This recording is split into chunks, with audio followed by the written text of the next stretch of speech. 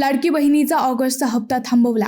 अहिल्यानगरमधील या महिला योजनेतून हटवणार. मंडळी, लाडकी बहीण योजनेसंदर्भात महत्त्वाची अपडेट आली आहे. एकाच कुटुंबातील तिसऱ्या-चौथ्या महिलांनी अनेक युक्त्या आणि बोगस कागदपत्रे दाखवून लाडकी बहीण योजनेचा लाभ घेतल्याचे समोर आले आहे.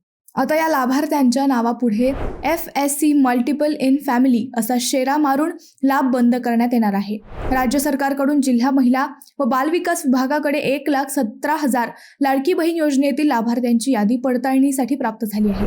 या लाभार्थ्यांची पडताळणी होईपर्यंत ऑगस्ट महिन्याच्या रक्षाबंधनानिमित्त बँक खात्यावर जमा होणारा हप्ता थांबवण्यात आला आहे. पडताळणीत पात्र ठरलेल्या लाभार्थ्यांच्या खात्यावर अनुदान जमा केले जाणार आहे.